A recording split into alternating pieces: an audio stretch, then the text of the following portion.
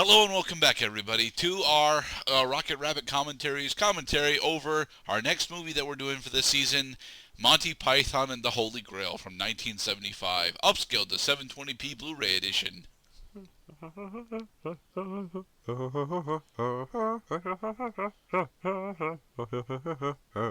Cloud really Welcome, likes his everyone. comedies, hence why he To keeps picking them.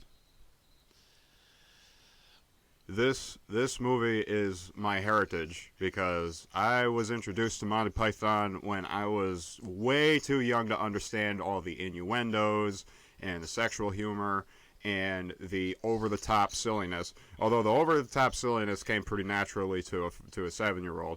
Monty Python and the Holy Grail, I watched the entirety of this movie when I was 8 years old, and thankfully I did not understand any of the sexual jokes that were getting across, as there were many of them. And, yep, my father introduced me to this movie. My uncle introduced me to this movie. And now I'm going to introduce this movie to Gerdat, because Gerdat needs to learn why this movie is heralded as a classic and a cult favorite. But Cloud, I've already seen this movie. Sure, it was 10 years ago, but I have sat through and watched this movie all the way through at least once.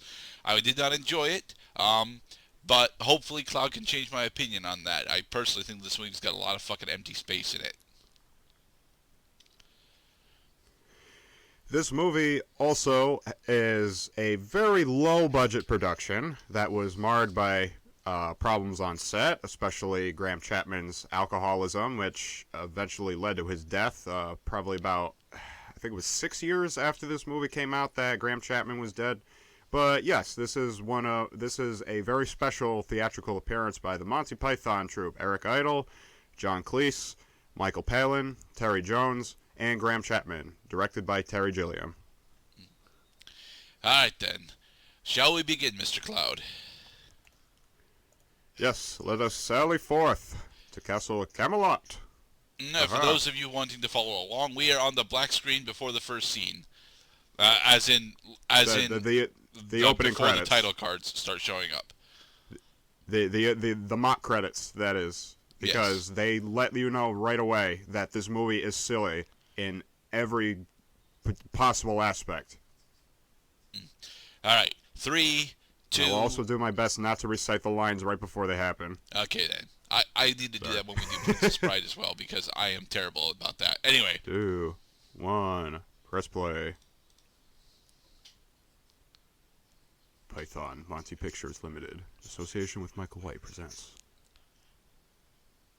Monty Python and the Holy Grail. Hello, Russian subtitles. No, that's not Russian. That's Scandinavian.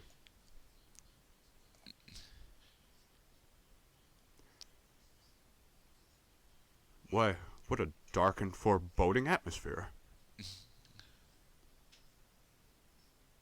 Weak. This movie makes fun of contemporary epic conventions, poking a special fun at Ben-Hur, which was heralded as probably the most famous epic movie of all time around the time when this movie came out in 1975. Complete with its 2 other re-releases. Remastered. Why not try a holiday in Sweden this year?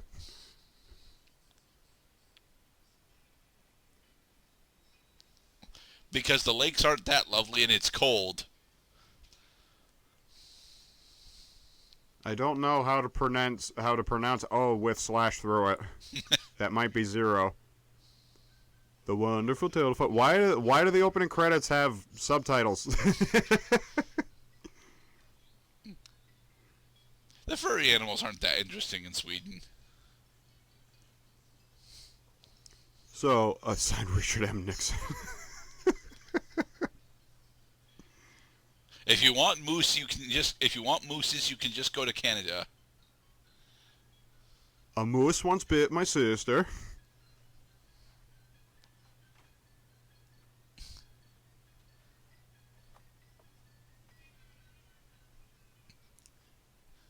All right, stop that. Wait. Yes, we have sacked the subtitle artist. And the second one. Okay, now we have sacked the person who sacked the subtitle artist. Let's all right, come on, let's keep this movie going.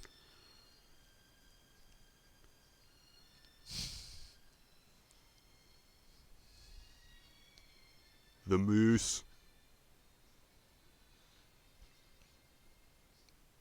I don't think we actually see a moose costume throughout the movie. No, there are no appearances of moose in this entire film. I mean, for similar reasons, they also couldn't get horses into the movie. And I thought it was cool. The movie pokes fun at itself, especially by continuing to sack the people who have been working on this movie that apparently sucked at it.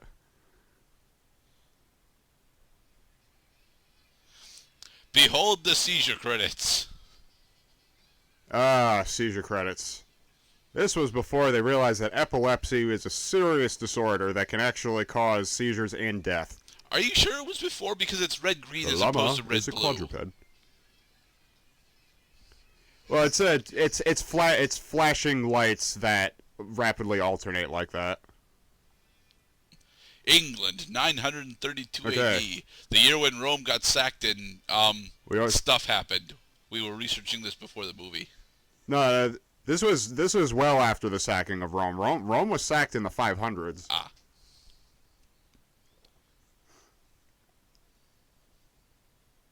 It was a dark and misty morning, maybe afternoon, probably after a cup of tea. They had scones. It's Britain. It's always afternoon in Britain. But who is this coming over the horizon? Why, it is King Arthur. It's Solaris from Dark Souls.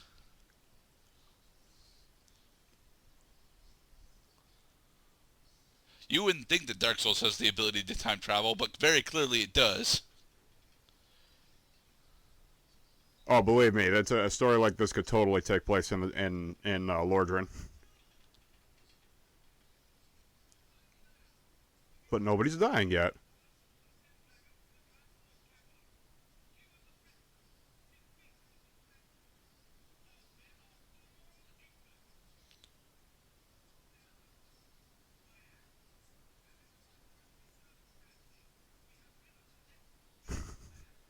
The Englishisms are already coming out. Yep.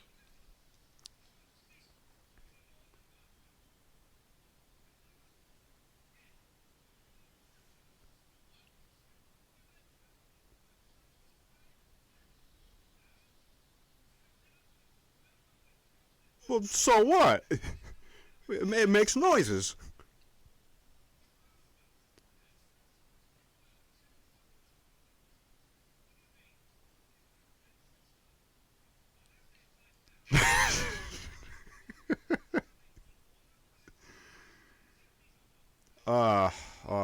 We are plunging deep in a Monty Python world now.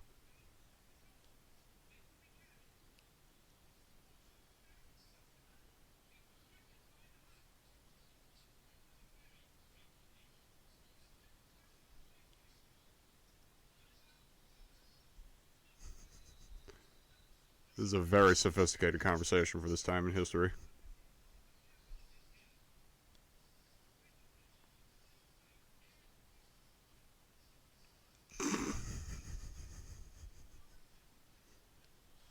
"43 times every second, I think, is a bit much."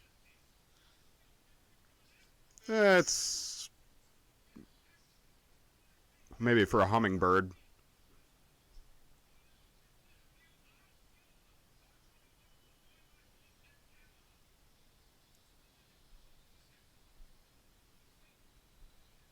No. We have to settle the swallow debate once and for all, and that will also be a running gag throughout the movie. Yes, they reference it at least 2 more times.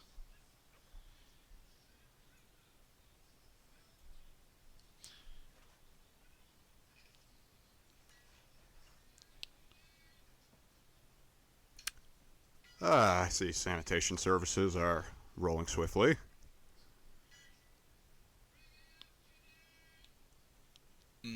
It's trash pickup, everybody. Get your garbage ready. How many dead do you think he can actually fit on that pilf? 10. Mm.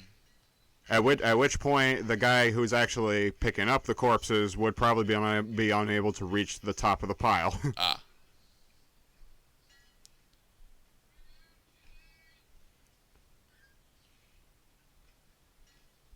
And in true Monty Python fashion, each of the Monty Python actors is going to be playing a variety of characters throughout the movie. And I want to ask you, how much Monty Python's Flying Circus have you been watching, Gerda? I've not seen any of Flying Circus, actually. No? No.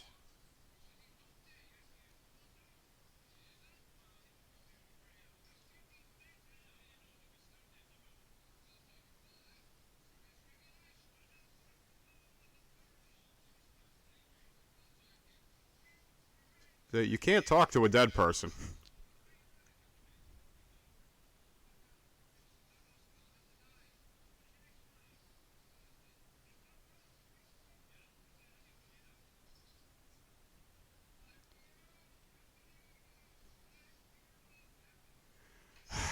Alright. I'll make him dead.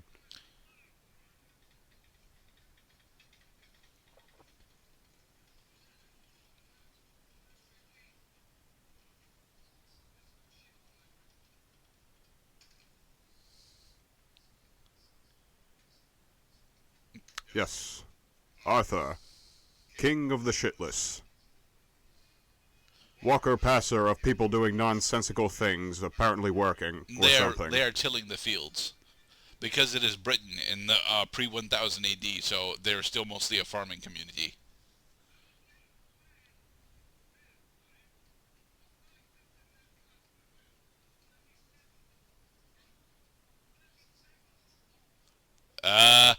It's pre-1000 AD. 37 is really old. 37 is really old. Life expectancy around this time was probably about 37.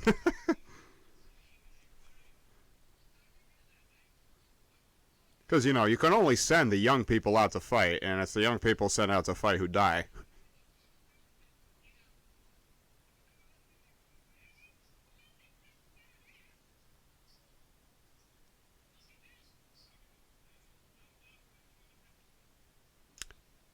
And in true Shakespearean fashion, we have men playing women.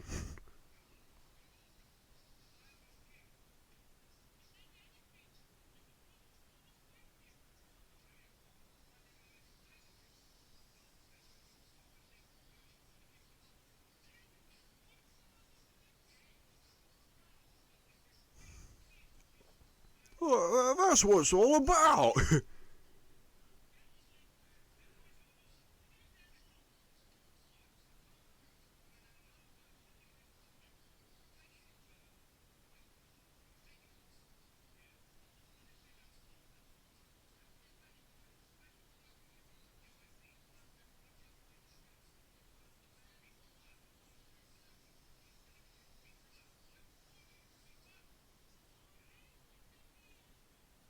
You shit kickers are really well versed in politics.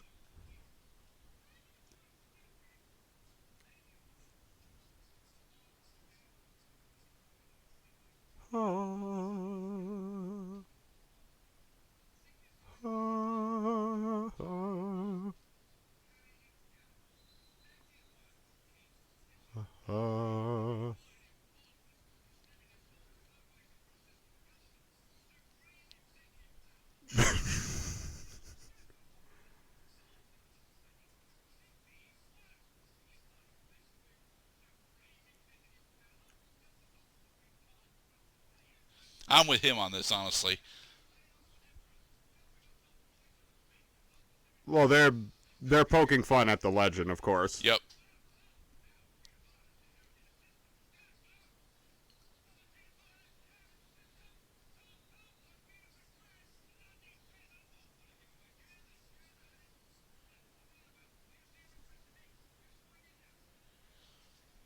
And here comes one of the best skits in the movie, The Black Knight. Let us leave behind repressed citizen. We have much work to do. But King Arthur has been ordained by God to gather the knights of the Round Table for a quest that has not yet been revealed to him. Meanwhile, jump scare moment.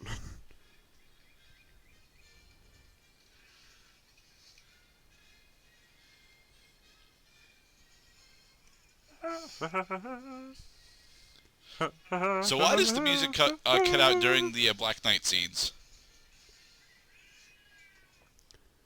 Why does the music cut out so often as it is? Well, so that you could hear the hilarious dialogue, of course.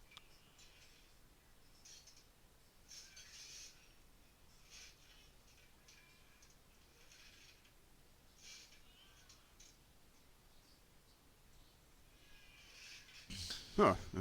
And that is why we stopped using flails. See, he's kind of stuck on the sword. It's so useless.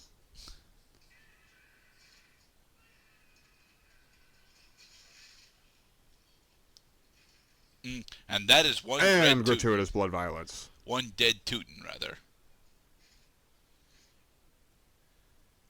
Well, all right. Go pull my sword from his head.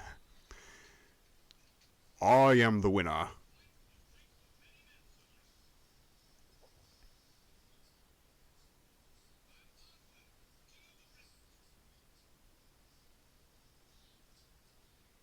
I am Black Knight.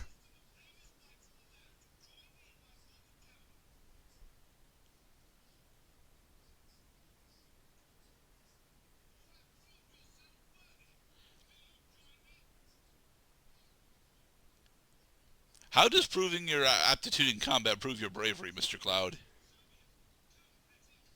Well, if you're capable, if you are demonstrably a manslayer, then yeah, you got skills. Yeah, skills, but that's not necessarily bravery.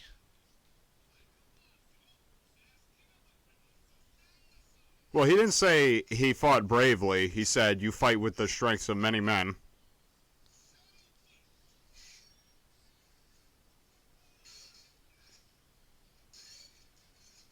And this is why Arthur is king, is because he also possesses combat prowess.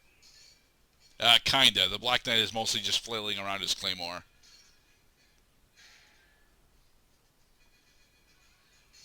It is still a claymore, though.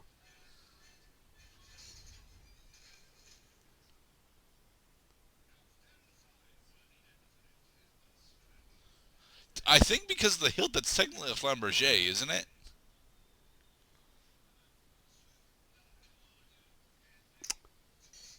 I think a flamberge distributes its weight differently on the blade than this. And here comes everybody's favorite internet memes from this movie.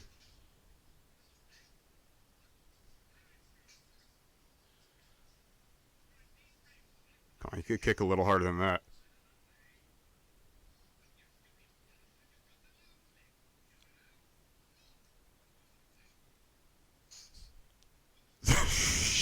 Yeah, he said it.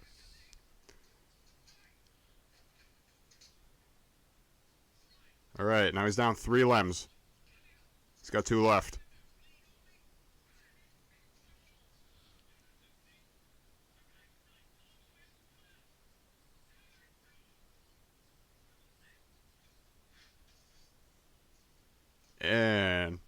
And this is John Cleese clearly being in the ground right now.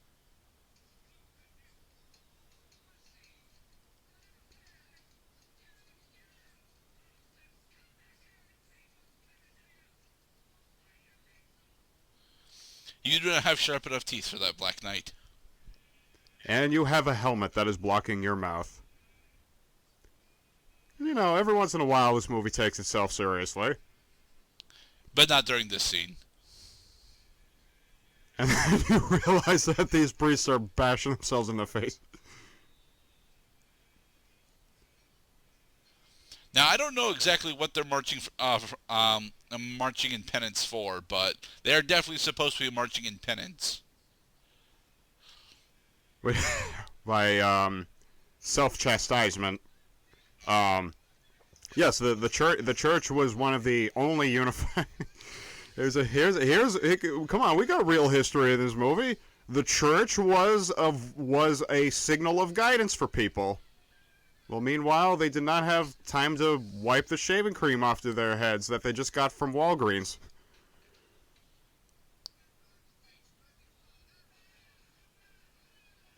Oh, right, because you can't have witches unless you have a church that says that there are people called witches.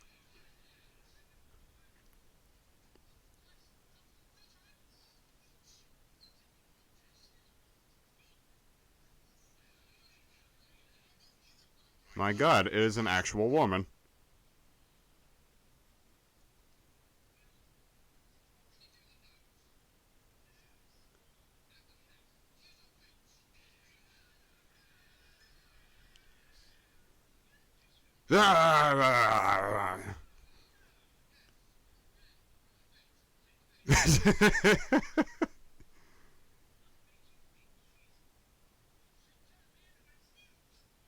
I love this line.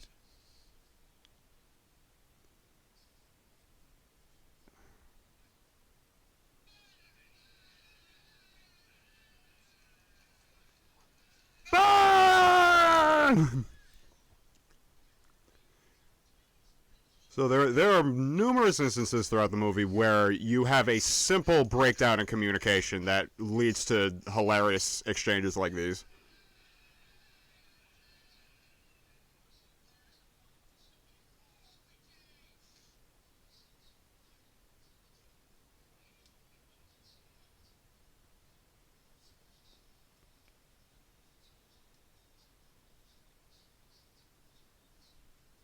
Because Notice human how flesh Eric is Idle's combustible.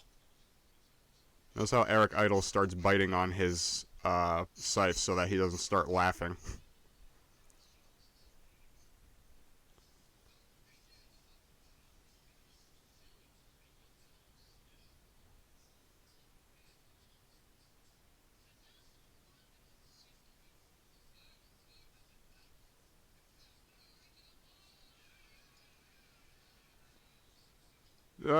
Mob mentality.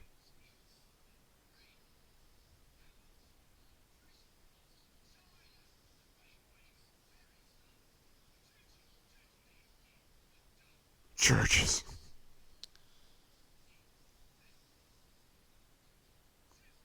Now, class.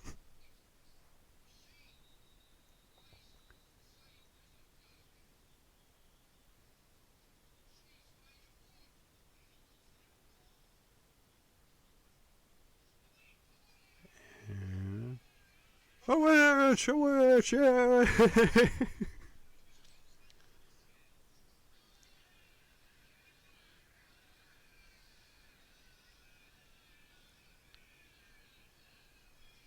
And here is the very clearly rigged scale system.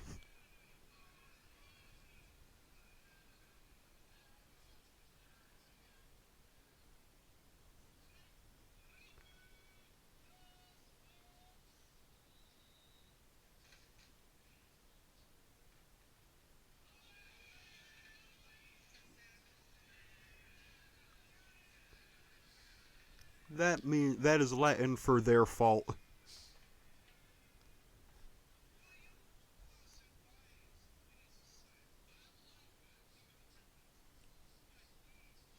Because there's nothing more scientific than comparing the weight of a lady and a duck.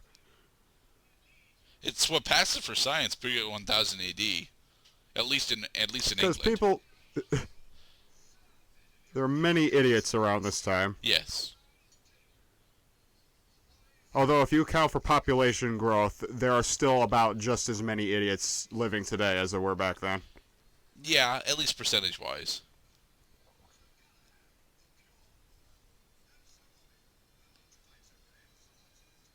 That is the hand of Terry Gilliam's wife.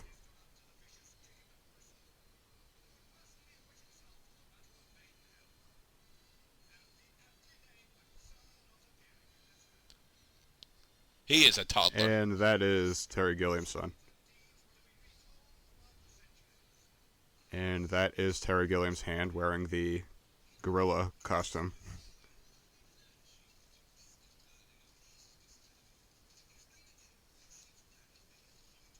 See, it's not silly. We're all riding coconut horses together.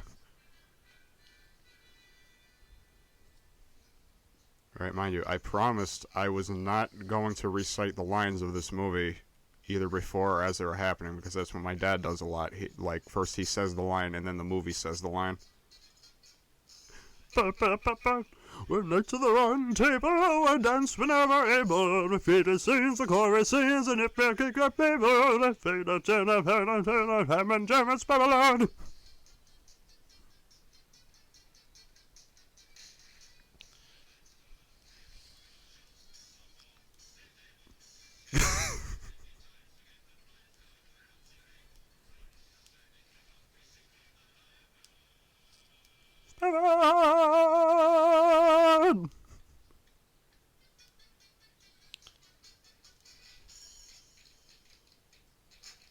Come on, Gerda, you know the words. No, Sing actually, along. I don't.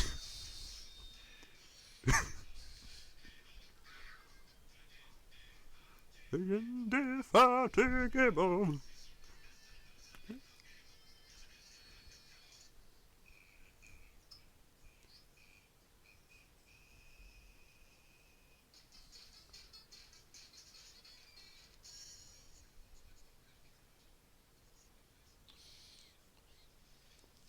And isn't that one of the big problems And with the Sir so, Arthur at the Legend? He dismissal, doesn't actually spend all of his time in Camelot.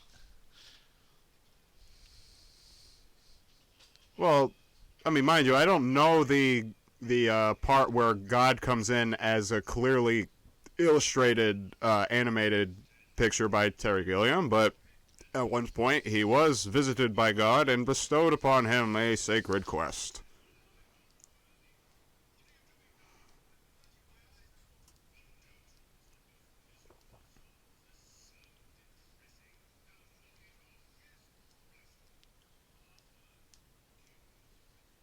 Arthur, king of the...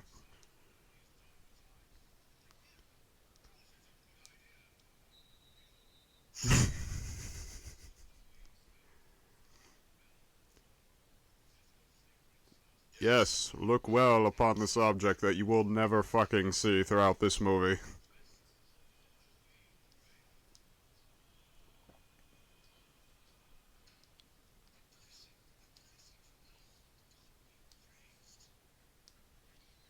This is the animated sequence that I remember.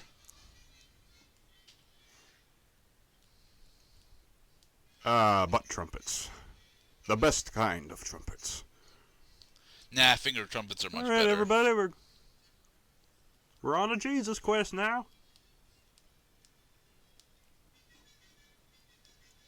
All right, so at the 15 or 20 minute mark, we finally have embarked on the actual plot of this movie. 25 minutes. The assembled knights...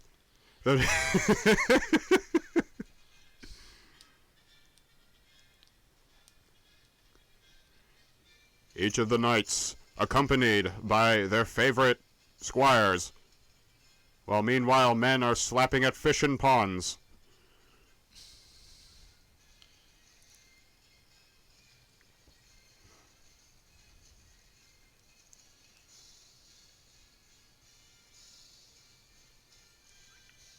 High expectations.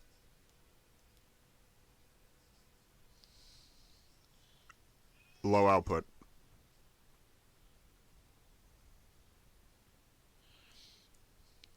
Now, is this the French Meanwhile, castle John scene? Cleese is right there. This is the French castle scene. Okay. And that's John Cleese up there.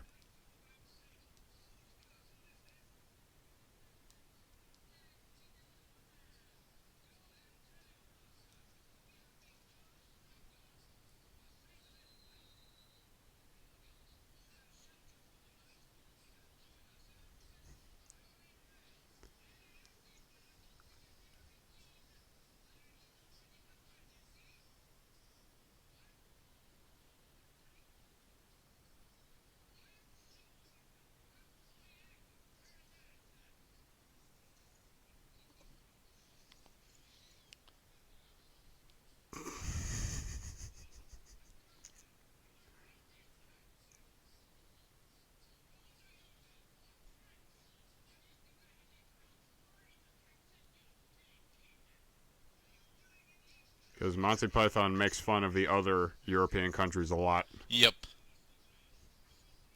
like the Hungarian phrasebook sketch.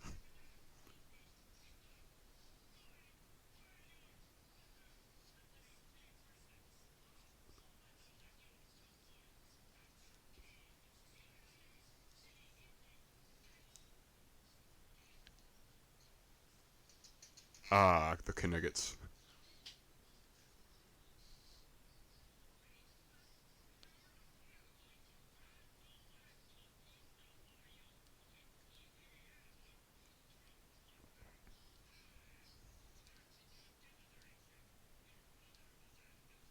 And your father smelt of elderberries.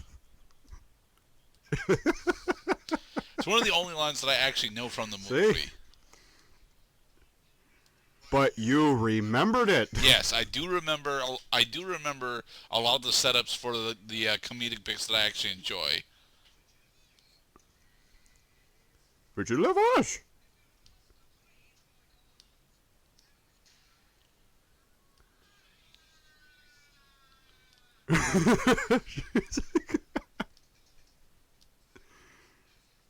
So shamelessly poorly special effected. Throw the other livestock at them.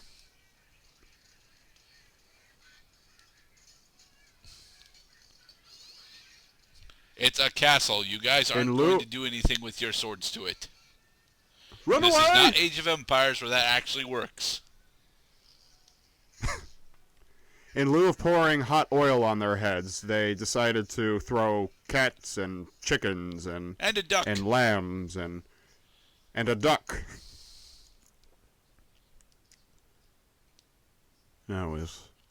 Now remember, the Trojan conflict was one of the most significant moments in human history around this time. A legend very well far spread.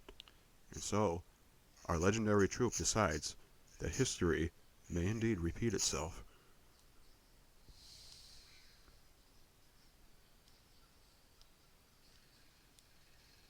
How did they get power tools in 932 AD, Mr. Cloud? No, that is a hand winch. I will have you know, not a power tool. Okay, maybe it is. Maybe there is a power tool or two among them. I mean, goddamn, we already saw a dude using shaving cream.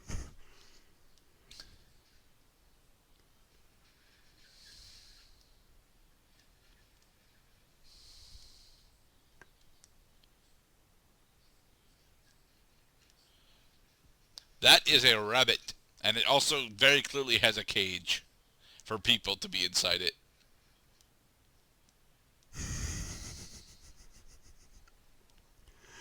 We give to you an offering in observance of your greatness. It is a great wooden rabbit. And of course, the big punchline of this joke has already been revealed. They're not inside the rabbit. Yeah, because you could see them pushing. Well, you saw some of them. You saw the squires so you pushing saw the some of them rabbit, pushing and then the you saw rabbit, the and you knights saw- outside of it. See? Right. So they already fucked up.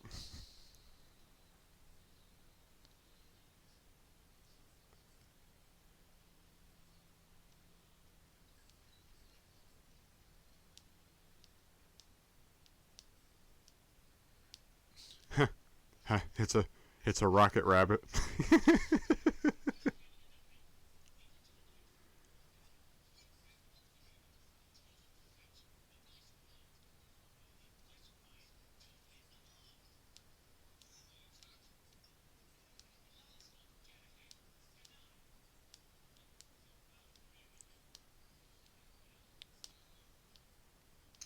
Oh, facepalm.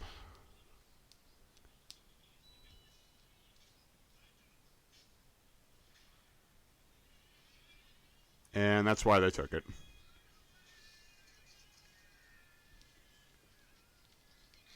No.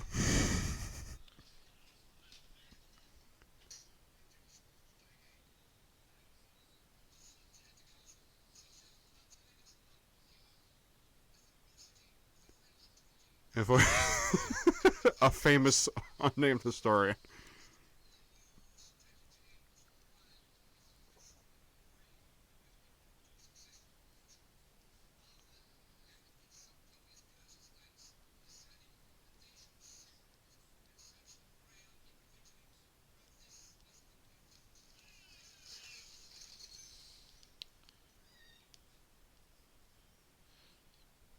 No, Mike.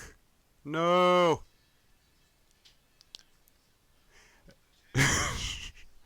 All right, enough of that. Enough of that. We have more important tales afoot. Well, kind of.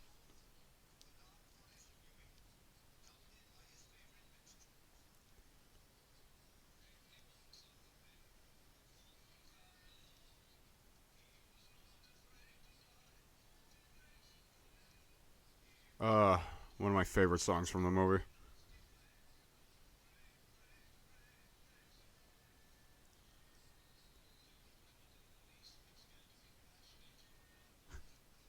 Uh, Gentlemen, you're heading in the direction of certain death.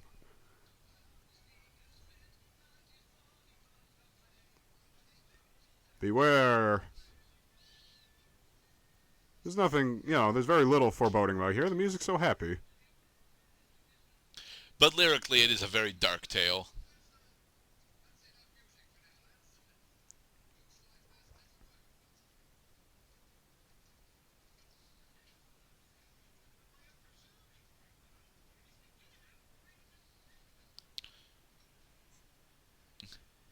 That's a big lance.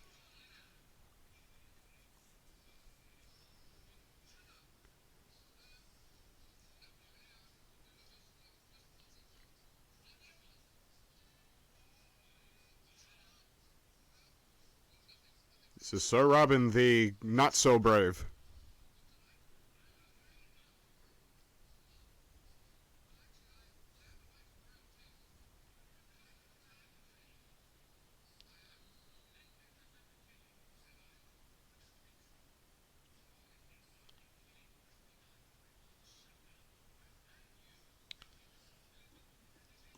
Ah, yes, the two-headed ogre puzzle.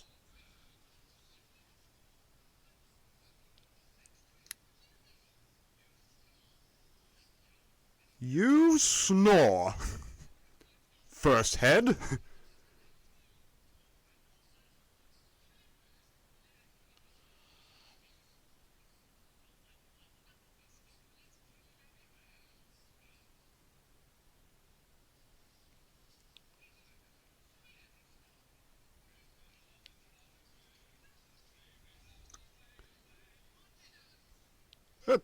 That's not how it happened.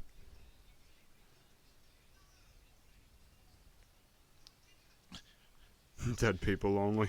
But Sir Robin is not a dead person's yet. Not yet.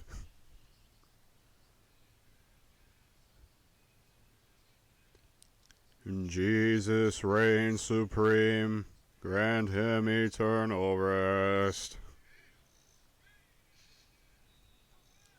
Yay. I'm not familiar with what part of Revelations they're referencing here.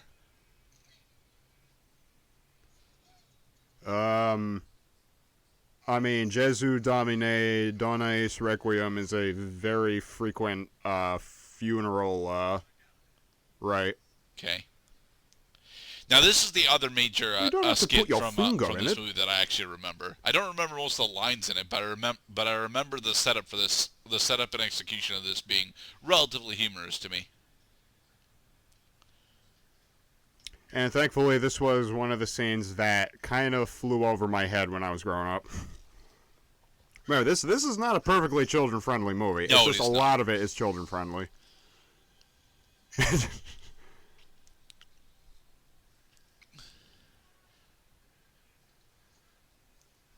Now, of the Knights of the Round Table, I'm pretty sure that Galahad and Lancelot get the most coverage.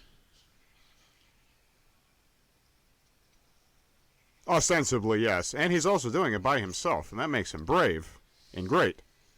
And totally not a little bitch.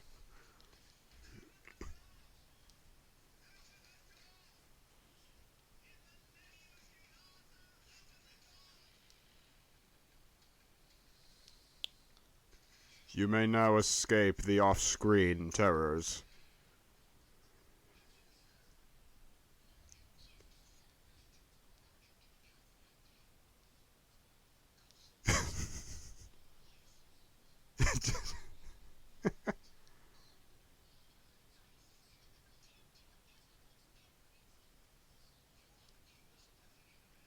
every need.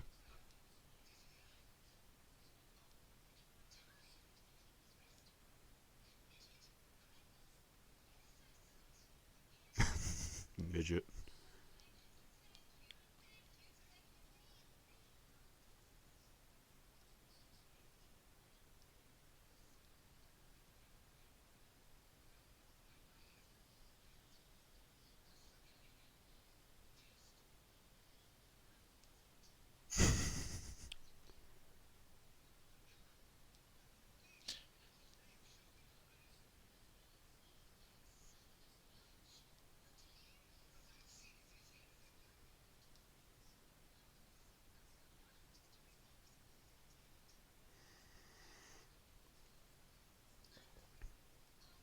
He's a virgin. And he intends to keep it that way.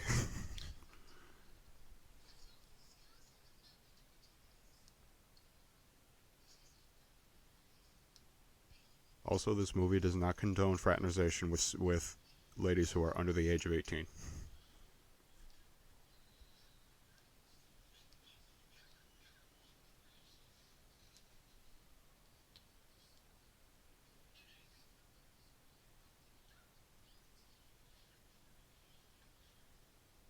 No, no.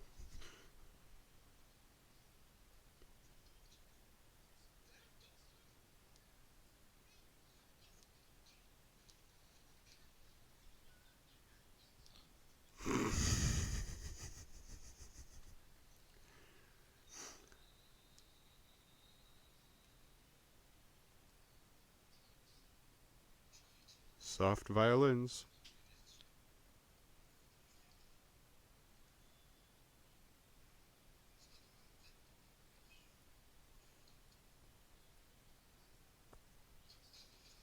With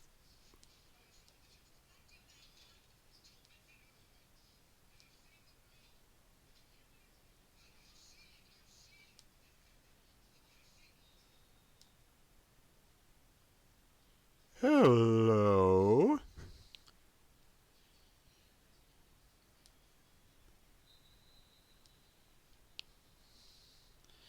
I should be commentating over this scene, but as it's a comedy movie, I kind of want to just shut up and let the jokes play out themselves. As Monty Python is mostly heavily dependent on its dialogue interactions.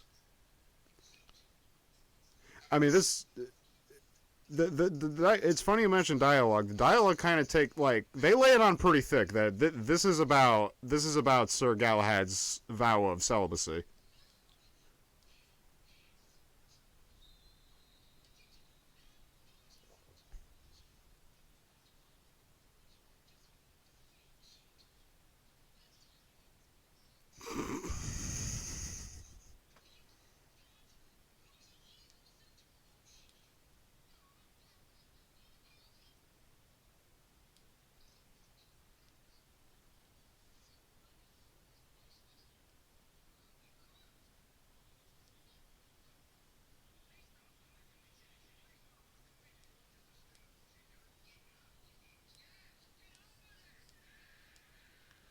Get on with it!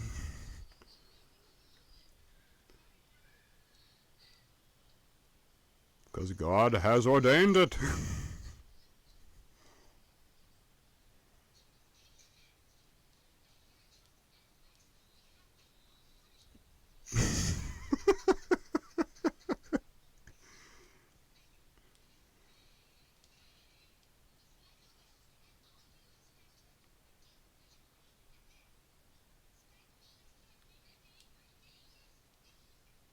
And me.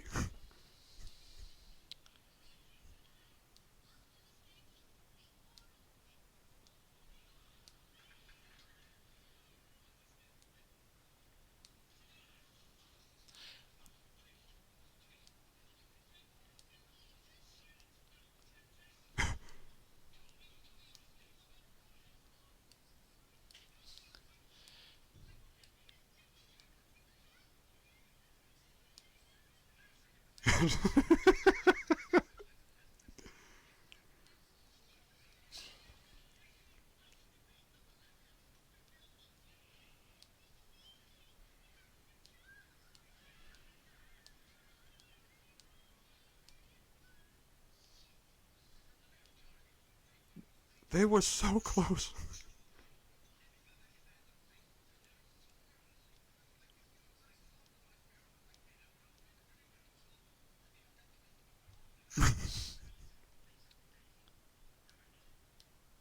But yes, I actually really like that skit. Almost certain. He was starting to get into it, and he was the one who was supposed to be resisting it. Scene 24.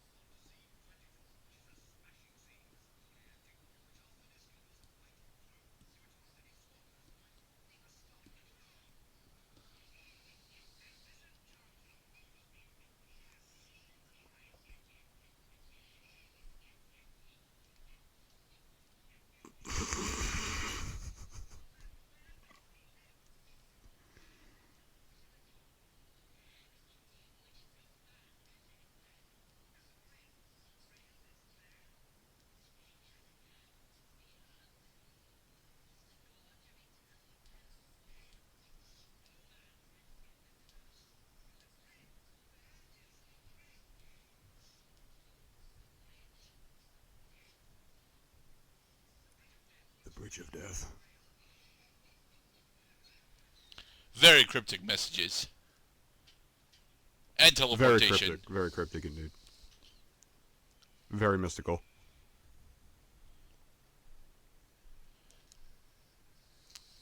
Oh, you thought this movie had exhausted its inventory of jokes already. Oh, we are still plunging ahead.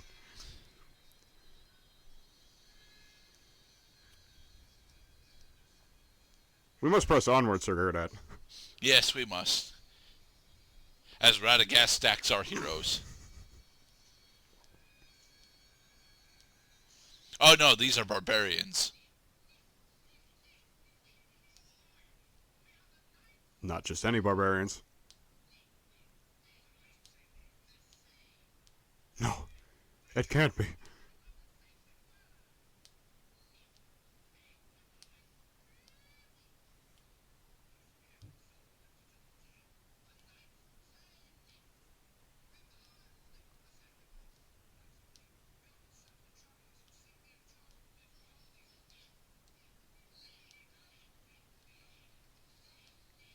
No, no, no.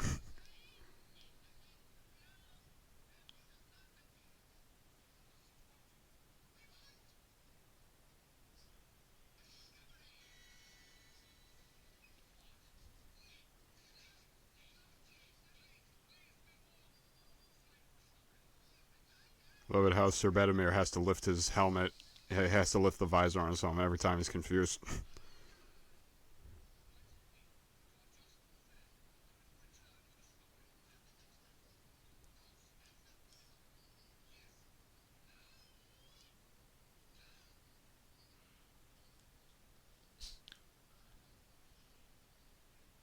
So persist. The tale of Sir... Oh. Uh, Ponchalot? Launcelot. Oh, good heavens. What is it this time? That's not where the stairs are.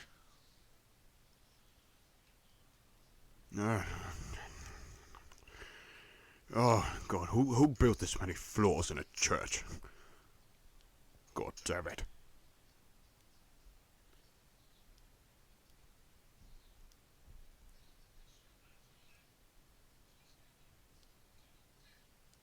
Stop jumping.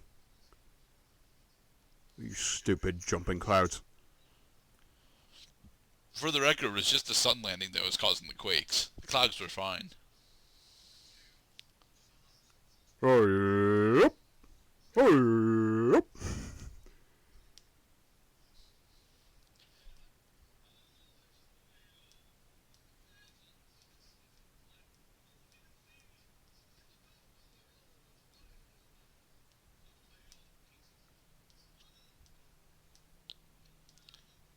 So are we just going to redo Hamlet?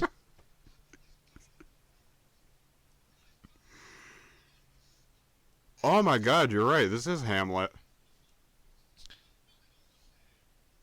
Because remember, well, I mean, Hamlet was based on no, Macbeth was based on a Scottish legend. Oh, screw it. All right, Hamlet was also based on a Scottish legend. Man, you hit the nail right on the head there. Well, it was kind of obvious. Well, after I've seen Lion King so many times, that he opens with the goddamn speech between Mufasa and Simba.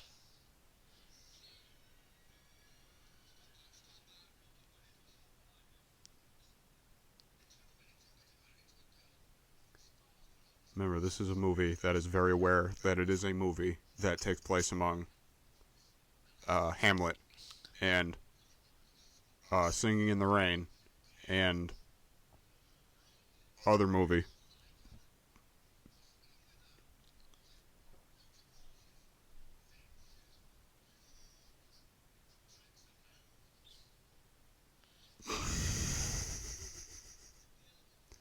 Best booby euphemism ever. Nah, I still think that that Hills specifically is a better booby euphemism.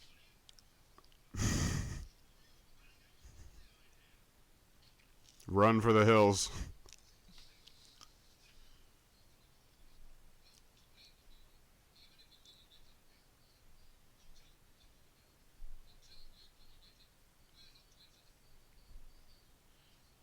Remember, that's Graham Chapman actually hiccuping, probably because he was drunk during this scene.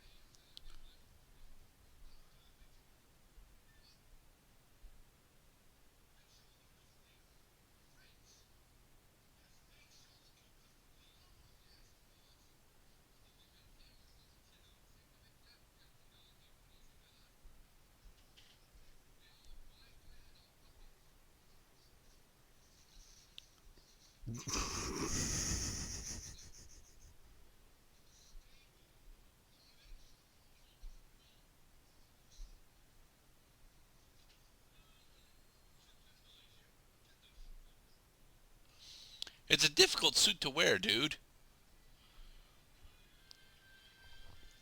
It makes him feel like he. Okay, okay.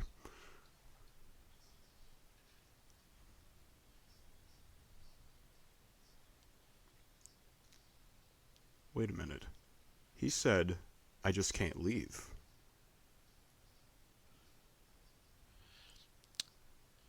So, how large do you think that curtain is? How old do I think the curtain No, is? how large do you think that curtain is?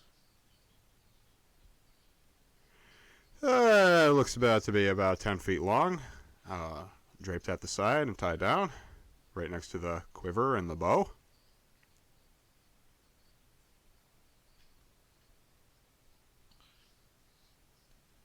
You see, he See, if didn't that was actually me scribble firing that anything arrow, on that piece of paper, though. that would have not flown quite.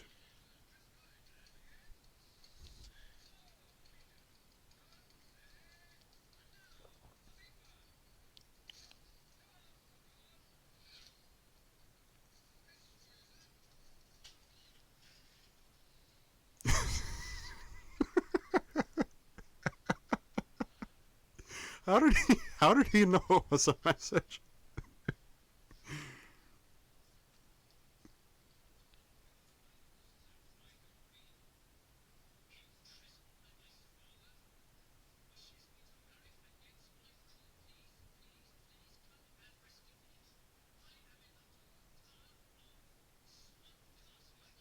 Swamp Castle.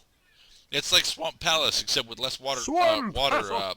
level of manipulation.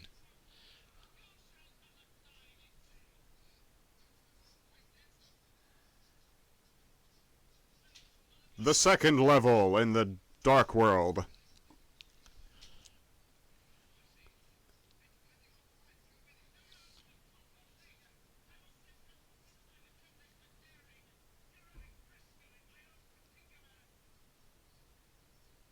Dramatically, nobody comes to save Concord.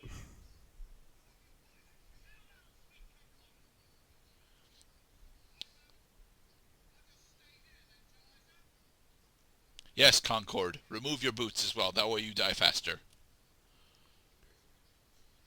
Let's see. Well, I can, oh yeah, I could still fuck myself. Okay, fuck myself still on the table. I could, I could whistle. The Legend of Sir Concord is a very short one.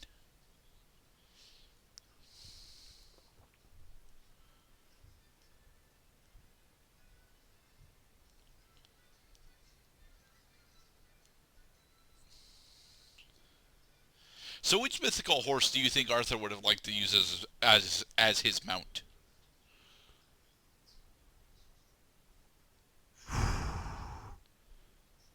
Well, it wouldn't be a Mustang. I think a Mustang is, indigenous to North America. How about Black Stallion? I don't think so. Arthur, a majority of the Arthur legends are all about how pure and good he is. A black stallion is mostly associated with power and evil, which isn't really his MO. Right, right, like the four horsemen of the apocalypse, which was in the Book of Revelation.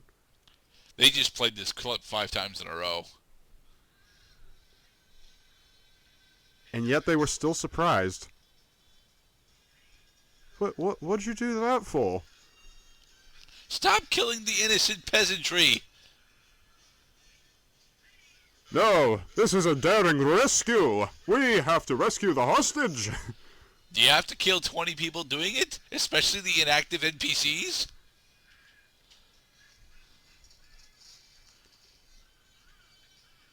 And Lancelot, of course, overwhelmed by righteousness, goes completely batshit crazy. Causing all of these people's insurance Oh, premiums Tag, you're to skyrocket. I'm dead, I guess.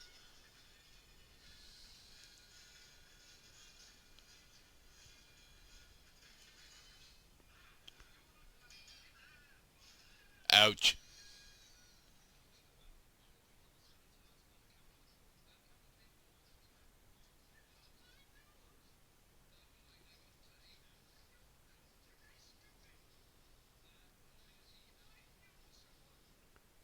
Remember, Lancelot is not gay.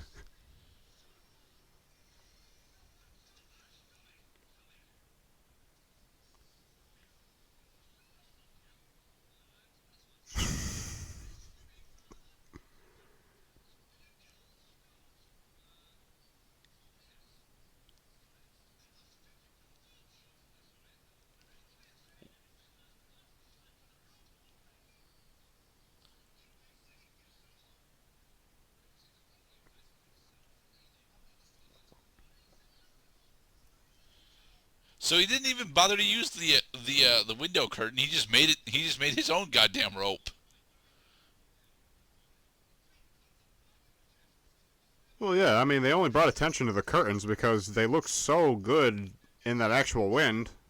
Because they're probably actually in a castle.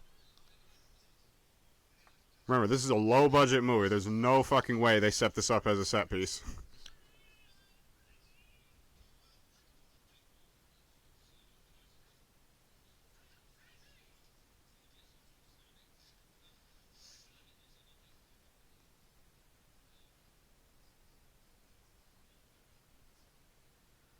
I don't think we heard him hit the ground.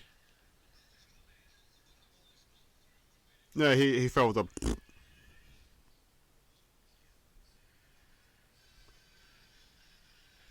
No, no, stop, Lancelot. Not again.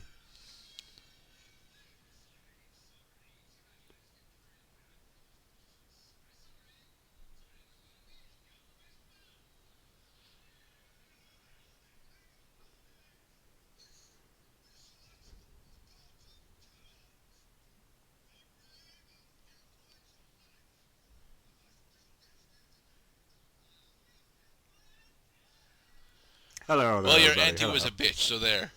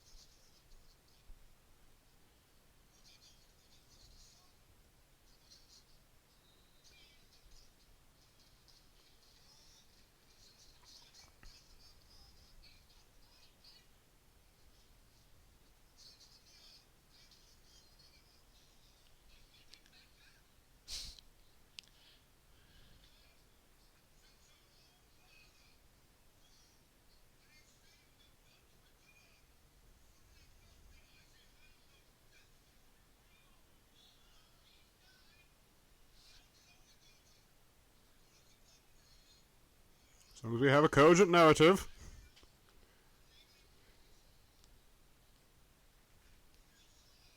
Yes, well done.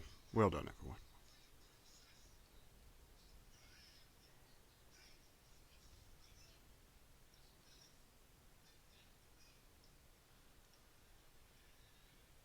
Look, you're supposed to be dead. Oh, it's Comcord.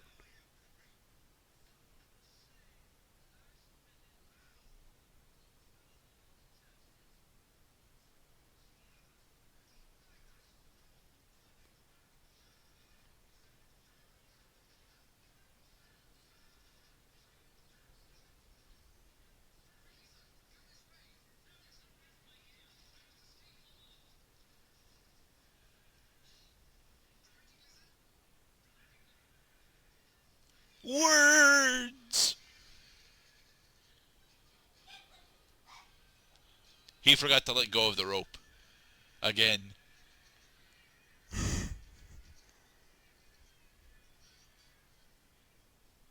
Yes, I need a little more help with my dramatic escape. That is not how you bathe a cat. Mind you, as people, we do not actually bathe cats. Because, cats do not like being bathed. Oh, that's not necessarily true. You can bathe a cat.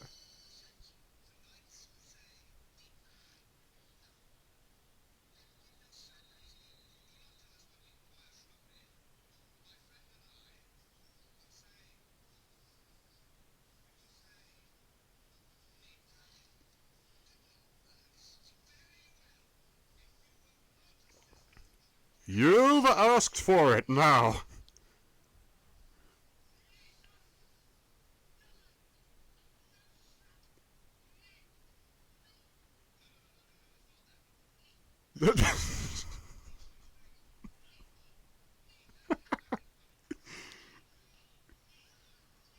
There is never a wrong time for silliness.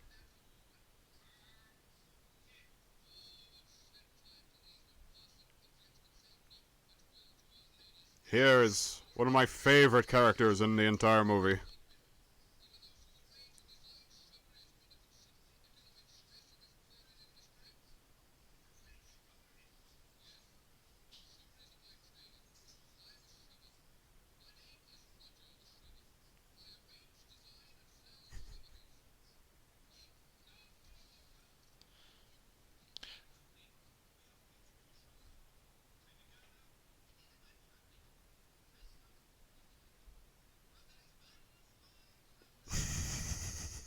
Stupid nodding helmets.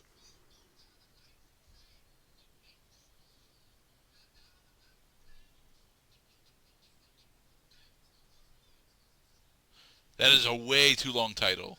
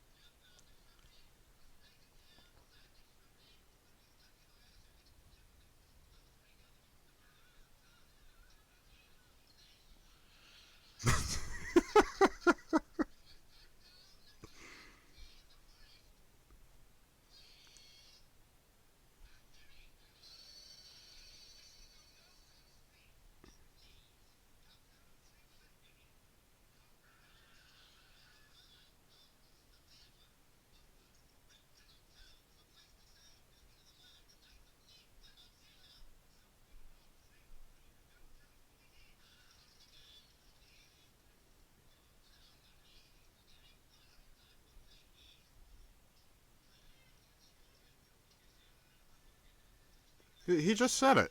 Oh, crap, now I said it. I said it again. And again.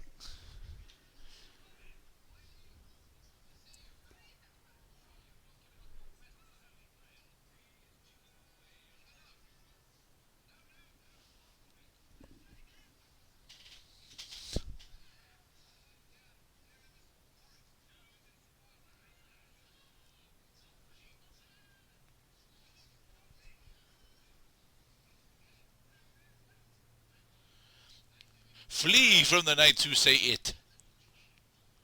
Flee from the knights who cannot stand pronouns for objects.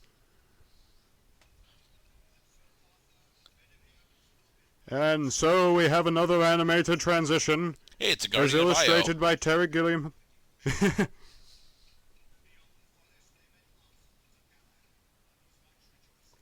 Yay! Yeah. Hey, Zephyrus. Excuse me.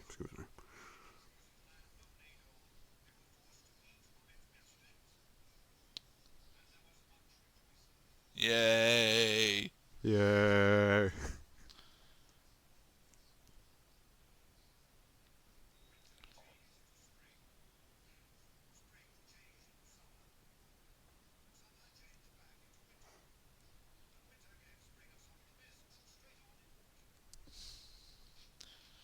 The seasonal changes in this land are very strange, Mr. Cloud. Oh, this is a temperate zone. But autumn still exists. Yeah? Alright, so now we are moving on to the final leg of King Arthur's quest for the Holy Grail. The legendary enchanter. But it's an exploding rock. We're not allowed to move forward on those.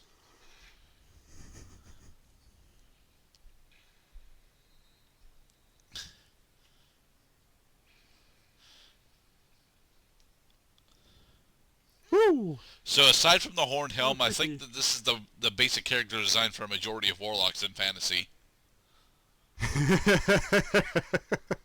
See, they do draw from actual lore. It's just they probably are not throwing giant wooden rabbits at each other.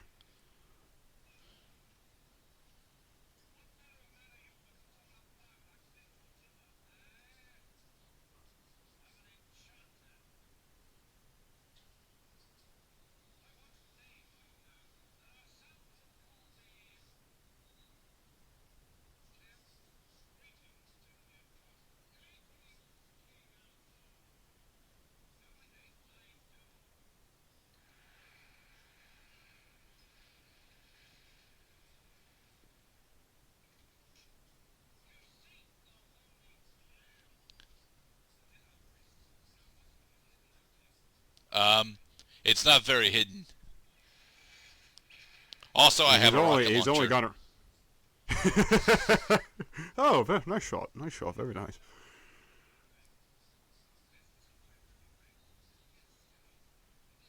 And that was Graham Chapman actually forgetting his line.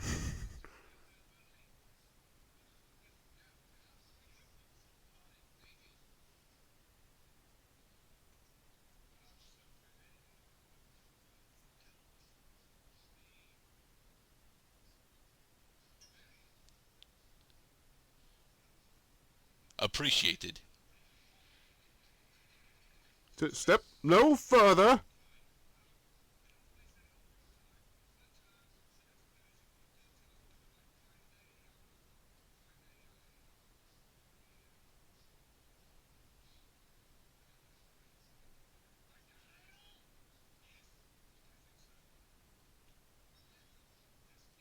I don't buy that they're actually intimidated by this character design. The horned helm is too silly. Have you seen how much fire he has summoned? Yeah, he's He will very show powerful, you. but he's not directing it at them. I mean, he already tried to use a flamethrower on them.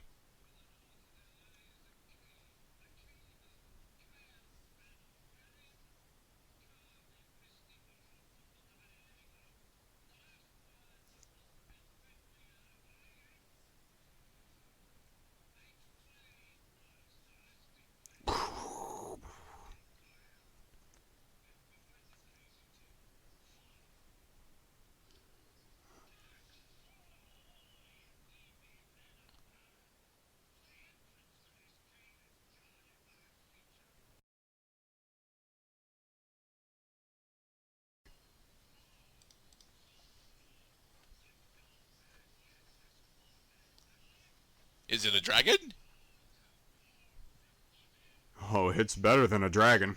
It is not better than a dragon.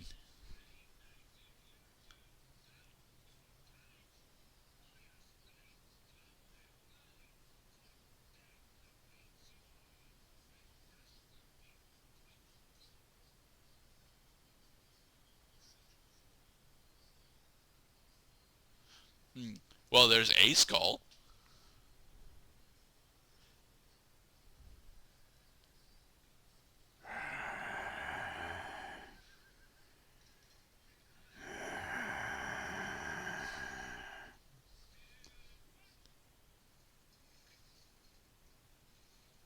Alright, now let us hurdle the invisible horses.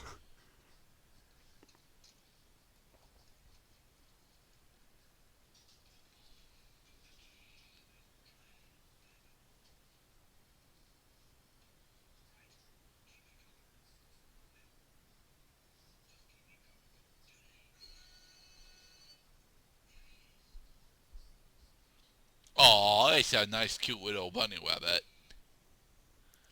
It's another rocket rabbit.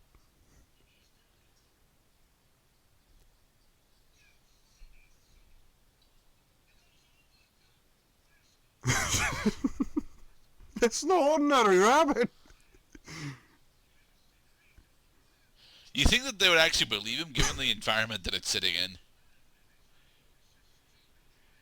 Yeah, that we're in a mystical setting, but at the same time, though, it is, ostensibly just a white rabbit. Yeah, but it's also surrounded by human bones.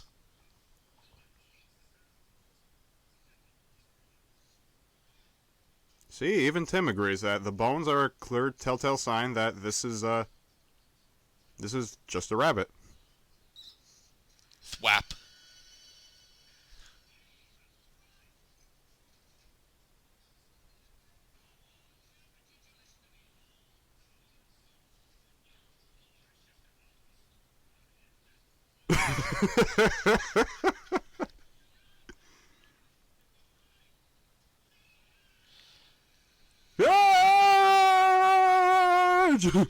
And logically, this is where the movie should end, as this rabbit is significantly more powerful than all of them. Look at it fly. It is Bunny Cooler the Third. Yeah, yeah. Run away! Run away! Run away! Run away! See, this would make a great Dark Souls creature. No, Boss, it's too actually. dashy.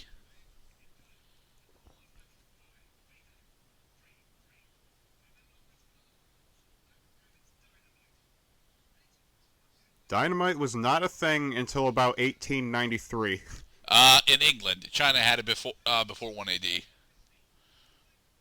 No, dynamite is... doesn't dynamite specifically refer to tetranitrotoluene?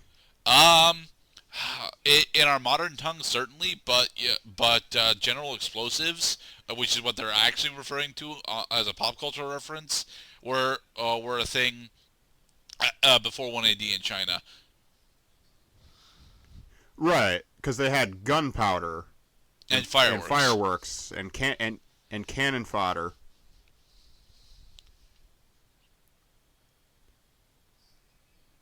Everyone stand in reverence for the holy hand grenade. Now, plenty of players for Dungeons & Dragons want to incorporate the holy hand grenade into their games, and I keep thinking, why? It's not very effective. It's not very effective. Ah, yes, one of the omitted books from the Holy Bible, the Book of Armaments.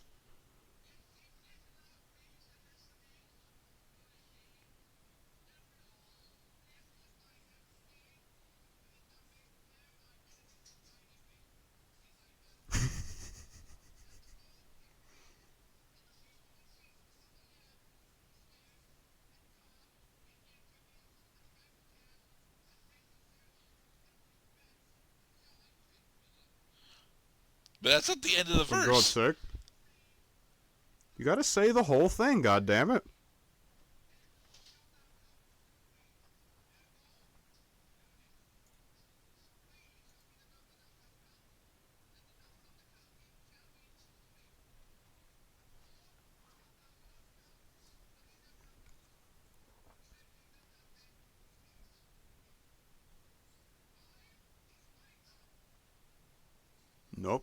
7:05.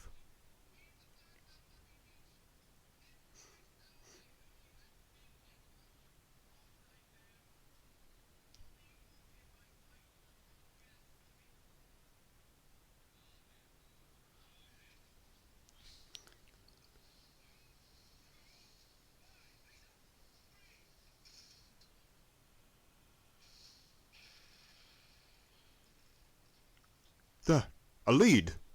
A lead.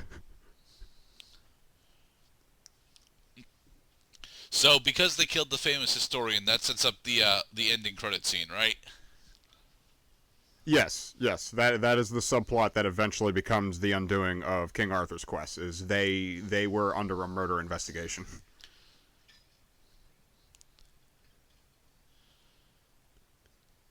Despite the fact that bobbies didn't actually exist at this time period. The constabulary.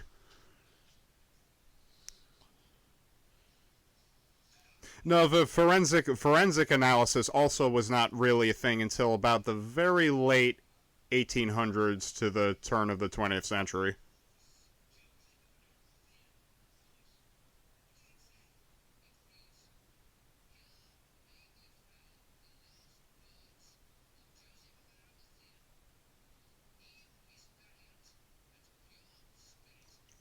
Also note that Eric Idle plays both this priest, Brother Maynard, and Sir Robin, but Sir Robin, in the background, is actually covering up most of his face with his shield to show that it's might not actually be Eric Idle.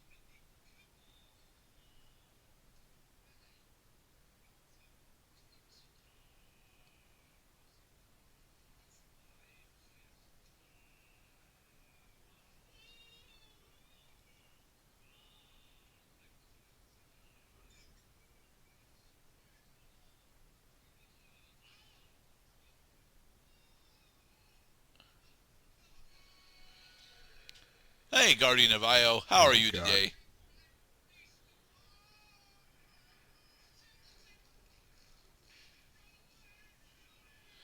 But You we know, are hey! holy knights. We are supposed to be slaying the great black beast of Ah.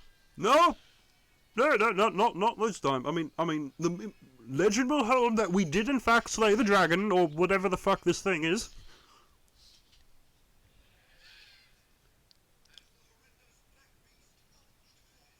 Even though it's very clearly a blue beast. A green, yellow.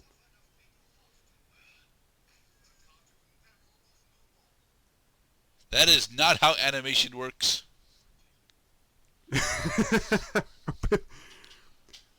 All right. Someone has slain these men and this bunny. All the little bits of it. We're getting closer, lads.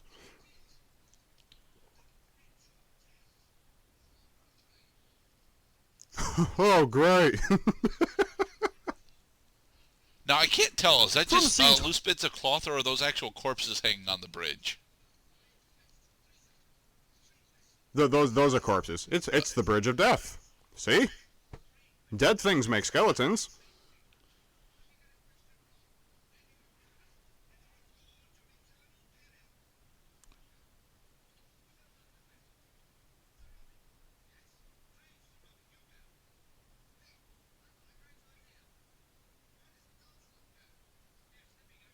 Oh wait, Lancelot was here the whole time? Yeah. What the? Yeah, we met up with Lancelot, remember? It was part of the animation before the animator died. Who was played by Terry Gilliam? I don't know if it's Gilliam or Gillian. I'm sorry. You can split the difference and call him St. Julian. Julian.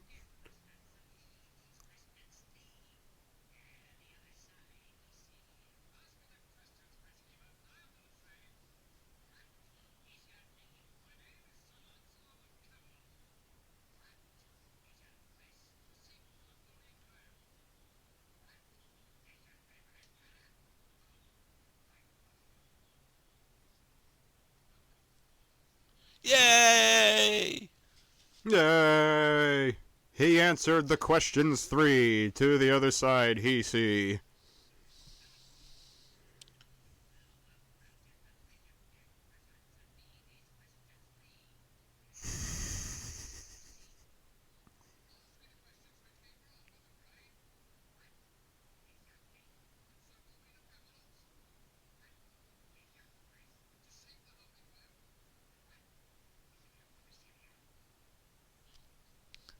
It's Nineveh. It's a fair cop. I think it's Nineveh at this point, anyway.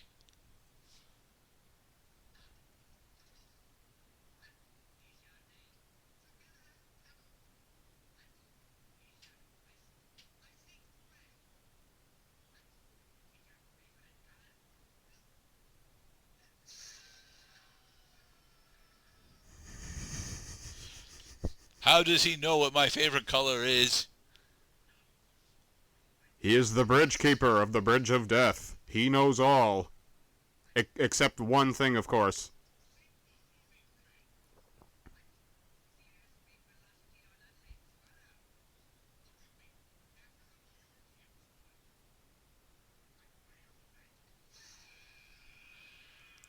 Bye, Nobody Rita. crosses the Bridge of Death unless they answer the fucking question. No, no, you do not. And so begins the perilous trek across the Bridge of Death.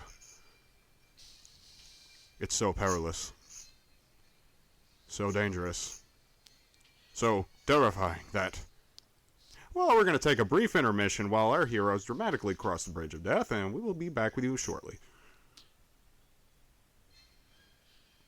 They are not done crossing the Bridge of Death yet.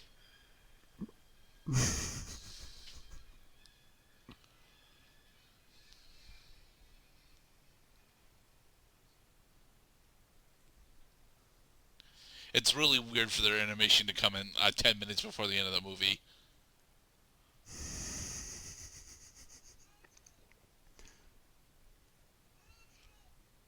Now, Gerda, do you know if... Oh, right, that's what happens to Sir Lancelot. He is under arrest.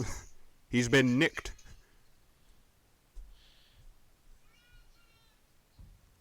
My question was, do you know if, according to the Arthur legend, that they actually do find the Holy Grail? Yes, Arthur successfully manages to get the Holy Grail as part of his quest in order to become the Grand King forevermore of England.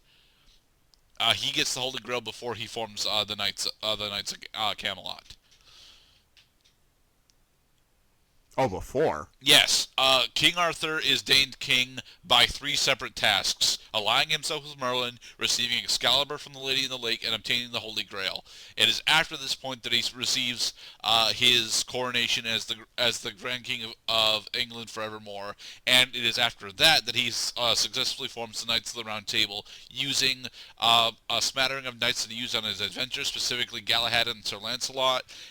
And then he forms the remaining knights off of military experience from the remaining Celts and Britons that he journeyed with.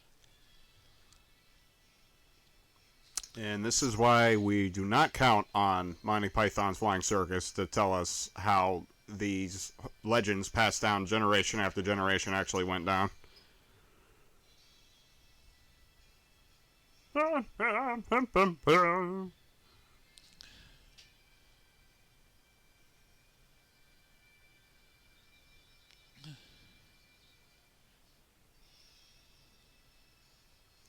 Well, after all the trials we have passed, this does provide quite a satisfying conclusion. Kind of. Why are they in a Norse longboat?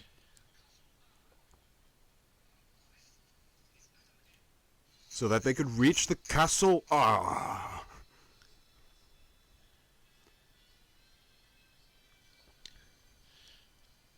They can't swim.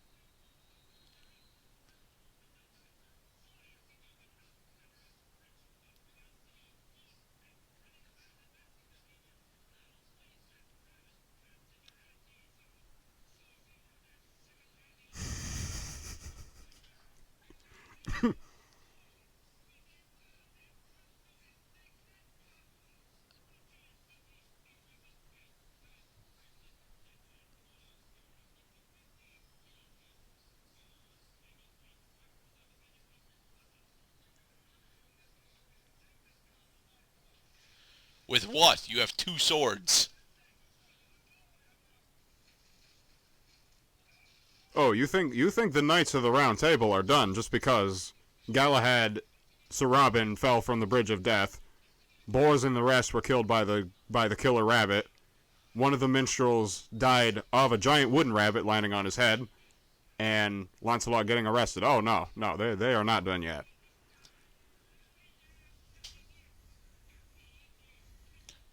For the record, the French knights have got a significant power advantage over them because they're using halberds, and halberds, at least in Fire Emblem, gain double damage against swords. Well, see, they swam across, so why didn't they just swim across the first time? Because it's much more dramatic to arrive on a Viking longboat. You're right, it is much more dramatic to arrive on a Viking longboat. It had teeth.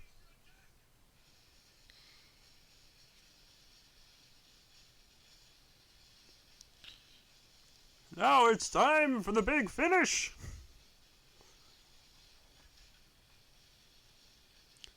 See, it's not ridiculous if everybody's doing it. No, it's still ridiculous. It's just not as ridiculous as they would want us to think it is.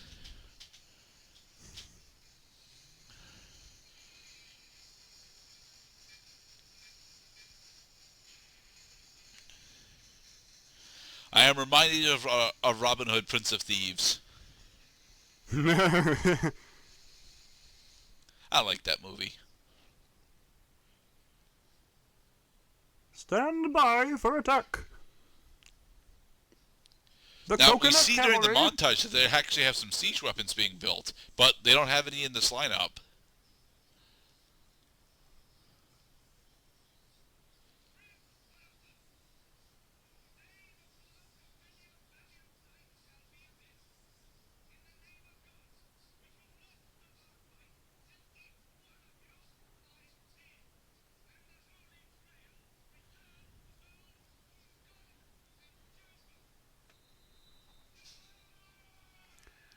Ah!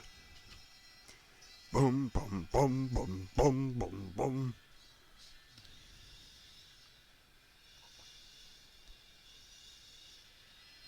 Their shaky cam is not nearly as good as it's supposed to be.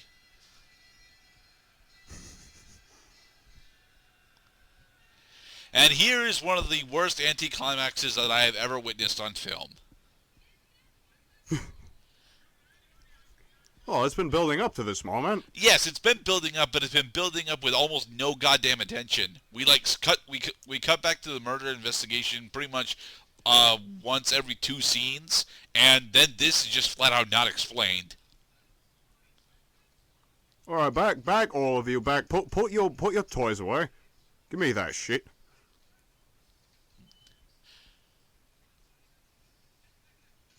Yep, right there. Oh, And thus Christ. ends Monty Python and the Holy Grail, cockblocking you from getting the big battle scene Yep, against the and French castle. They ran out of money right around the time that scene was shot. Ah. So they decided, well, we're going to wrap this up a different way. And so we get to listen to the intermission music for the rest of the movie. There isn't any movie left, though. I don't even think we get a credit sequence. And so it has been written that King Arthur and his knights all were arrested and formally prosecuted before a tribunal for the murder of a famous historian whose name was Mike, for resisting arrest and eluding and eluding justice. Honestly, end. a lot of love and care went into this movie. Even with its strange budget, you can tell because the costumes, the armor smith, all the intricate details to make it feel like we're actually in this scene are incredibly well done. At least to my untrained eye. And a lot of the jokes actually do land. I admit that I actually had a much better time doing this than I thought I would. It has significantly less empty space than I thought it did. At the same time, I still think that most of these only work really on paper. Like, specifically, the brothel of nuns at Castle Anthrax. I love that scene, I do, but it makes way more sense as a written sketch than as a visual one because they don't actually do all that much there. It's just a bunch of verbal sex jokes. Right. And on paper, 6 jokes are hilarious. Yes, that's what I get from a lot of the skits here. On paper, these are actually really, really good jokes and really good skits, but in execution, they kind of fall flat for me. Even the Black Knight, one of the most recognizable skits from the movie, doesn't actually work in execution that well. Mostly because the Black Knight doesn't really react to being hurt that way. Tis but a scratch. Yeah, that's like his best line in the whole scene, even though it's actually loaded with decently witty dialogue for it through it.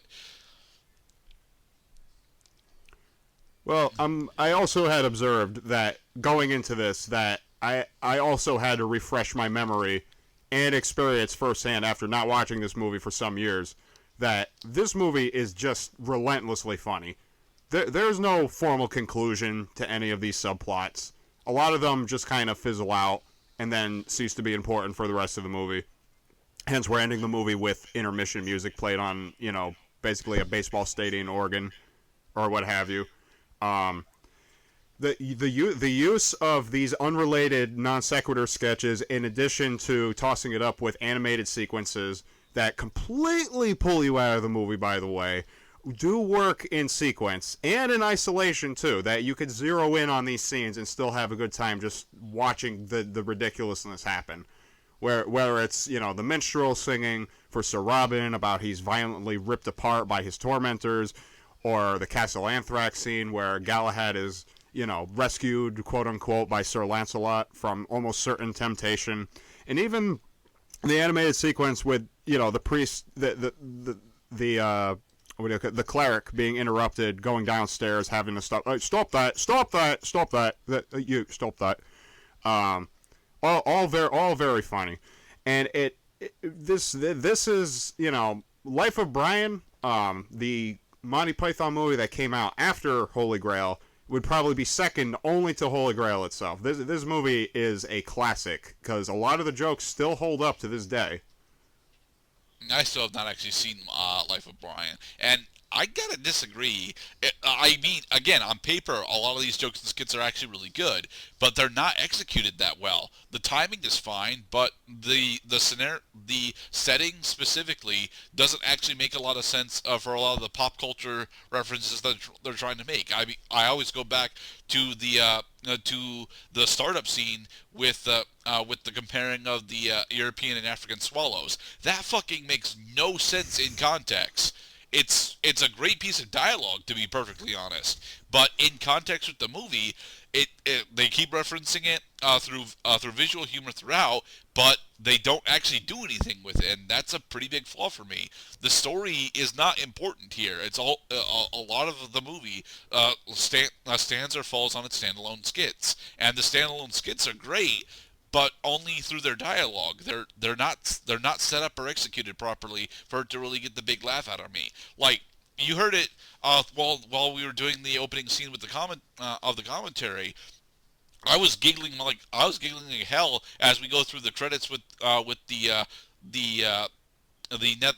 Netherlandic subtitles and the bit about the moose biting his sister Karen. I love that, but I love that because I get to voice the characters, and it makes sense in context. Nothing else is happening, so we have to have some amount of comedy here, and that's what they do best. They do Monty Python does really good the dialogue comedy as opposed to visual, a lot of the visual physical comedy that they wanted to try to pull off here.